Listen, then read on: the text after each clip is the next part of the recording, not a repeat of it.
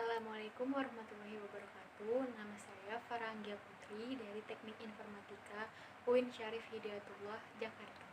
Berbicara soal alat komunikasi ya, yang gunanya ini untuk menyampaikan atau mengirim informasi.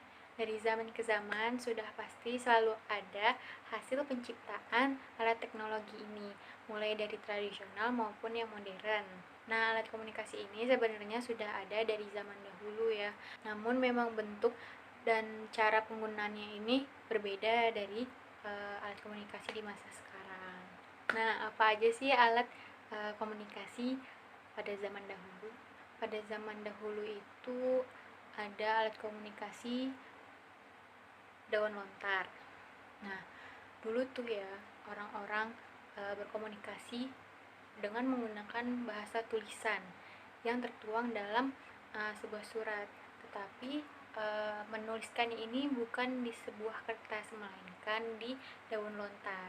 Nah, biasanya ini digunakan oleh para kerajaan-kerajaan gitu pada masa kerajaan Kutai, Majapahit, Mataram gitu kan.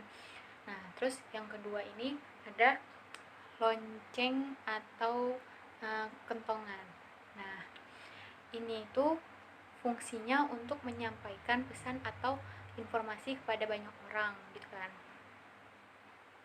Nah, orang dulu tuh nyampein pesannya dengan membunyikan si lonceng atau kentongan ini untuk sebagai penanda ya kan. Nah, untuk alat komunikasi yang satu ini juga sampai sekarang masih ada ya, masih dipakai sampai sekarang. Kalau kentongan itu biasanya ada di beberapa daerah untuk menandakan kalau misalkan ada maling gitu, atau untuk membangunkan warganya sahur. Kalau lonceng biasanya itu ada di sekolah-sekolahan atau di gereja.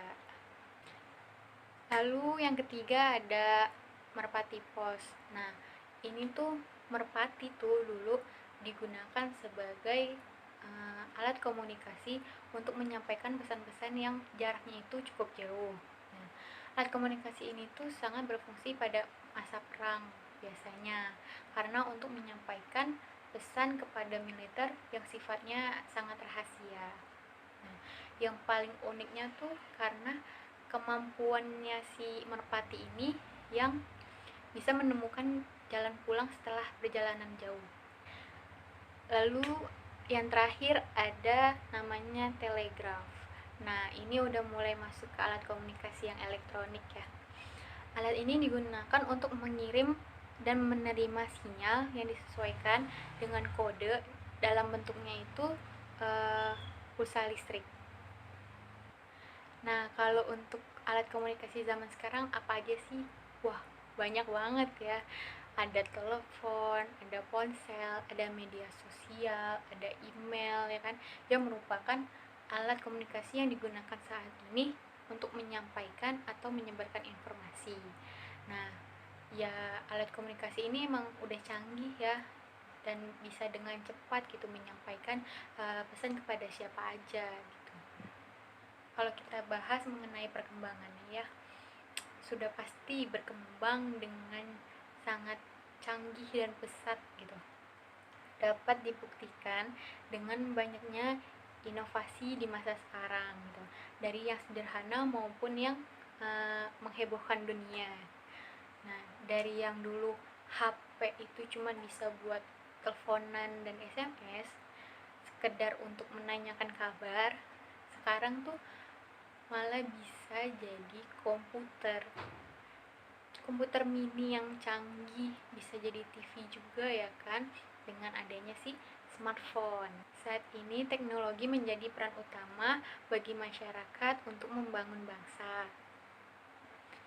Misalnya seperti internet. Di internet tuh ada berbagai macam pengetahuan yang luas dan jelas ya kan, karena semuanya ada di dalam internet gitu. Kita tinggal mau cari ini, mau cari itu, semuanya ada di internet gitu.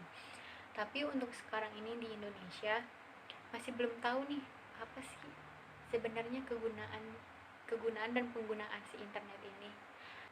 Seperti beberapa dari pengguna internet ini hanya menggunakannya itu sebagai gaul-gaulan, sebagai ngeksis ya kan, ingin dipuji canggih gitu. Dikarenakan situs sosial jaringan ini saat ini tuh merajalela, semakin diminati oleh masyarakat Indonesia, baik anak-anak maupun dewasa. Tapi ada dampak positif dan negatifnya. Nah, dampak positifnya itu yang pertama, informasi dan pengetahuan tak terbatas bagi para pelajar. Nah, yang kedua, untuk bisnis para wirausahawan, untuk mempromosikan segala macam, ya kan.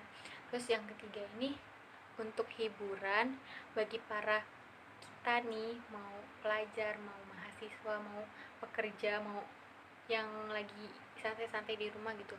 Ini hiburan karena terlalu banyaknya pekerjaan atau tugas yang menumpuk ya kan, bisa dengan game online atau youtuber ya kan.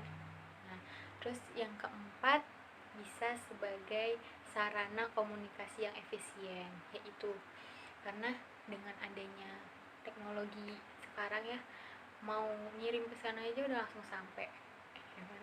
Terus mengirim gambar aja udah nggak perlu lewat pos-posan, belanja bisa online kan. Nah, terus yang kelima ini untuk keperluan darurat dan masih banyak yang lainnya. Nah, tapi dampak negatifnya ini seperti semua orang menjadi ketergantungan akan adanya teknologi ini, apalagi terhadap internet ya, yang menjadikan seorang menjadi malas untuk berpikir gitu. Apa-apa kan karena ada di internet, semuanya ya udahlah gitu, instan. Nah, yang kedua, selain itu adanya situs-situs dewasa yang belum ada tindakan dari pemerintah untuk memblokir situs tersebut.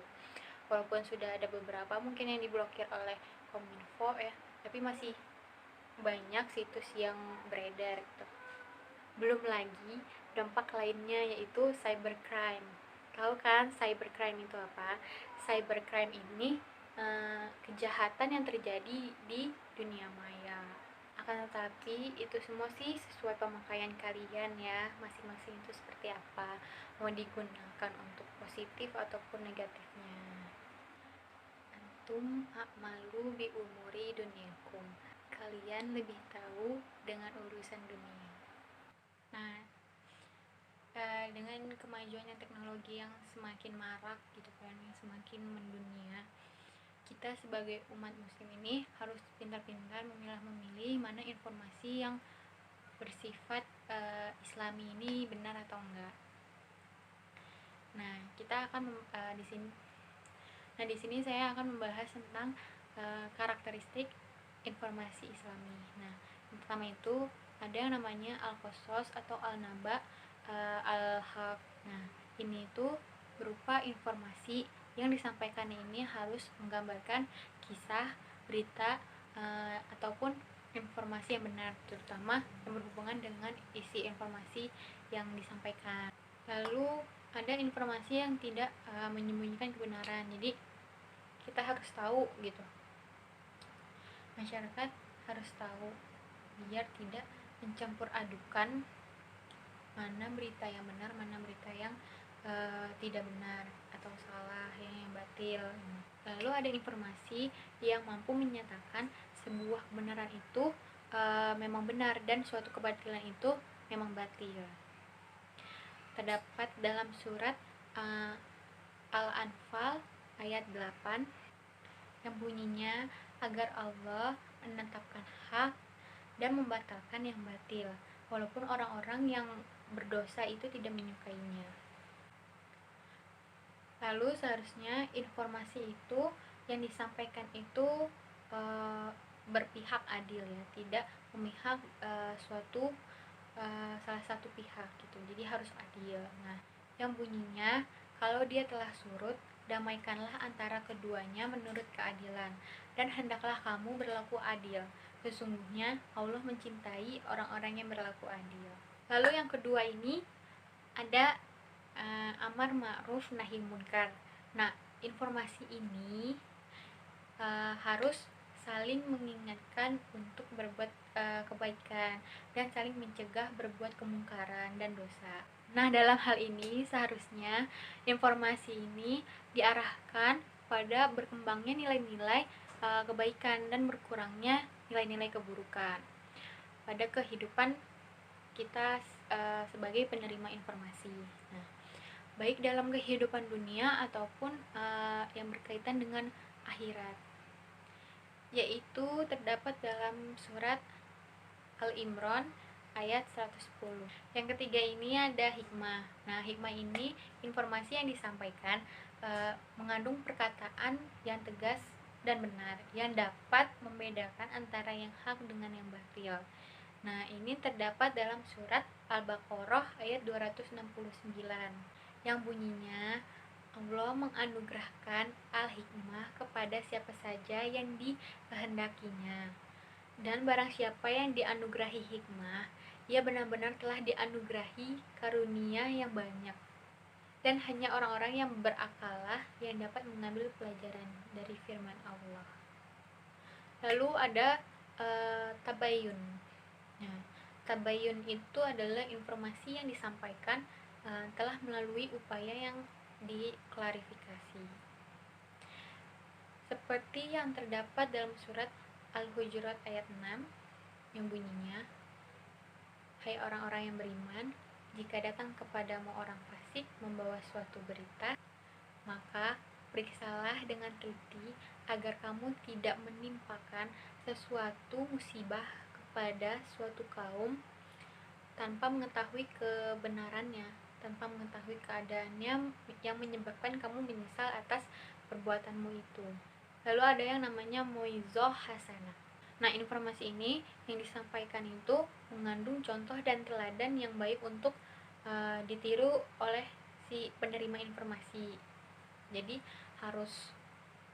informasi itu harus membuat kita sebagai penerima informasi itu mengandung contoh dan teladan agar dapat kita tiru gitu. Dan terdapat dalam surat An-Nahl ayat 125 yang bunyinya, serulah manusia kepada jalan Tuhanmu dengan hikmah dan pelajaran yang baik, dan bantahlah mereka dengan cara yang baik. Sesungguhnya Tuhanmu dialah yang lebih mengetahui tentang siapa yang tersesat dari jalannya, dan dialah yang lebih mengetahui orang-orang yang mendapat petunjuk. Lalu ada lain. Nah, lain ini menyampaikan informasi dengan menggunakan tutur bahasa yang lemah lembut dan tidak kasar, sehingga kita sebagai penerima informasi ini tidak tersinggung dan tidak berupaya untuk menutupi kekurangan dan kesalahan dirinya. Seperti yang terdapat dalam surat Ali Imran ayat 159. Nah, di sini tuh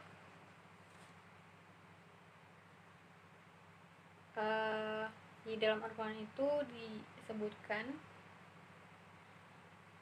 maka disebabkan rahmat dari Allah lah kamu berlaku lemah lembut terhadap mereka. Kiranya kamu bersikap keras lagi berhati kasar, tentulah mereka menjauhkan diri dari sekelilingmu. Karena itu maafkanlah mereka, mohonkanlah ampun bagi mereka, dan bermusyawarahlah dengan mereka dalam urusan itu. Nah, yang dimaksud dengan urusan itu yaitu adalah urusan peperangan dan hal-hal duniawi lainnya, seperti urusan politik, ekonomi, kemasyarakatan, dan sebagainya. Lalu ada unsur komunikasi. Yang pertama itu ada komunikator. Nah, komunikator ini adalah seseorang atau sekelompok orang yang menyampaikan pikirannya atau perasaannya itu kepada orang lain melalui pesan. Lalu yang kedua ada pesan atau informasi. Nah, biasanya ini berupa lambang yang bermakna yang membawa suatu pikiran, dan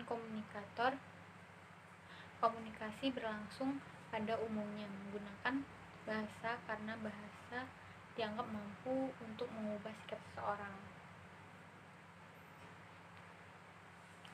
Lalu yang ketiga ada komunikan. Nah, komunikan ini seseorang atau sejumlah orang yang menjadi sasaran komunikator ketika ia menyampaikan pesan. Lalu yang keempat ada efek dan tanggapan. Nah, tanggapan ini berupa respon atau reaksi ketika ia atau mereka menerima pesan dan sesuatu kegiatan komunikasi lainnya. Lalu yang kelima ada media. Nah, media ini adalah sarana untuk menyalurkan pesan-pesan yang disampaikan oleh komunikator kepada komunikan. Jadi komunikator itu yang menyampaikan pesannya dan komunikan ini yang menerima. Nah, kalau berbicara tentang intrapersonal, komunikator ini yaitu sebagai pemberi pesan itu dapat diartikan sebagai kita berkomunikasi dengan diri kita sendiri. Nah, menurut Hafid Kangara mendefinisikan komunikasi intrapersonal sebagai proses komunikasi yang terjadi di dalam diri setiap individu, atau dengan kata lain proses berkomunikasi dengan diri sendiri si komunikator ini. Nah, terjadinya di sini karena adanya seseorang yang memberi arti terhadap suatu objek gitu. Contohnya itu dalam proses pengambilan keputusan. Seringkali seseorang dihadapkan pada pilihan iya atau tidak. Keadaan seperti ini itu membawa seseorang pada situasi berkomunikasi dengan diri sendiri. Nah, itu komunikator. Lalu intrapersonal pesan atau informasi ini disampaikan atau ditunjukkan kepada diri kita sendiri juga. Pesan atau informasi intrapersonal ini sama seperti komunikator tadi, yaitu ditujukannya kepada diri kita sendiri. Seperti mengirim pesan dan menerima pesan itu adalah satu orang yang sama. Lalu komunikan. Intrapersonal dari komunikan ini kan penerima pesan. Nah, ini tuh mencakup berbicara kepada diri sendiri, membaca dalam hati, mengulangi apa yang didengar, berbagai kegiatan tambahan dalam hal berbicara. Nah, komunikasi intrapersonal dalam komunikan ini seperti berbicara kepada diri sendiri, membaca dalam hati, mengulangi apa yang kita dengar, dan mendengarkan apa yang kita pikirkan. Nah, itu komunikan. Jadi kayak membaca dan mendengar dapat meningkatkan konsentrasi dan retensi dalam diri kita. Lalu ada efek atau tanggapan. Nah, kalau efek atau tanggapan itu intrapersonalnya seperti salah satu website. Dia menyimpulkan bahwa teori-teori komunikasi intrapersonal ini terkait dengan teori-teori komunikasi antar pribadi atau teori komunikasi interpersonal. Intrapersonal dari efek atau tanggapan ini seperti berkomunikasi di dalam diri sendiri gitu. Kayak kita ingin marah, kita tawuran, diajak pergi. Nah, sebelum kita marah atau enggaknya, menerima atau menolak tawuran, pergi atau tidaknya kita, nah itu sebagai efek atau tanggapan. Lalu intrapersonal dalam media. Nah, berdasarkan informasi yang ada di Al-Quran dan As-Sunnah, ditemukan bahwa komunikasi Islam itu adalah komunikasi yang berupaya untuk membangun hubungan dengan diri sendiri, dengan sang pencipta juga, dengan sesama juga, untuk menghadirkan kedamaian. Sebenarnya tindakan apapun dalam berkomunikasi yang membuat hati seseorang menjadi rusak atau hati orang menjadi sakit atau luka bertentangan dengan roh komunikasi dalam Islam gitu. Nah, kekuatan komunikasi dalam diri ini melalui kekuatan akal, kekuatan pikiran, kekuatan hati yang dirangkul oleh kekuatan fitrah. Nah, kekuatan ini sebenarnya bermanfaat dalam membina diri, keluarga, ataupun komunitas. Nah, yang kita ketahui itu komunikasi interpersonal yaitu komunikasi yang melibatkan dua individu atau lebih yang masing-masing saling bergantungan. Nah, di sini saya menggunakan bahasa yang seharusnya ada di komunikasi interpersonal. Ketika memberi pesan, ketika kita menyampaikan pesan, pesan itu merupakan sinyal yang dipandang sebagai rangsangan bagi penerimanya kan. Nah, untuk interpersonalnya komunikator, nah untuk interpersonalnya komunikator ini seperti tindakan memproduksi pesan kayak menulis ataupun berbicara. Nah, sedangkan si komunikan dia ini yang menerima pesan, berarti dia harus memahami pesan seperti apa sih yang dia dengar atau pesan apa sih yang dia baca. Lalu ada tanggapan. Nah, tanggapan di interpersonal ini yaitu informasi yang kita terima gitu sebagai bentuk respon terhadap pesan yang telah kita kirim gitu. Nah, tanggapannya itu dapat berupa tanggapan verbal maupun tanggapan non verbal.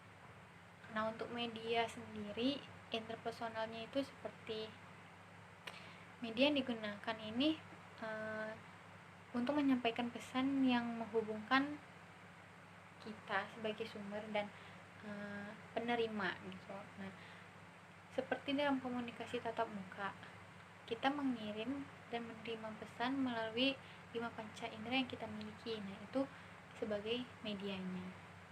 Ya, segitu saja yang bisa saya sampaikan. Kurang lebihnya mohon maaf. Wassalamualaikum warahmatullahi wabarakatuh.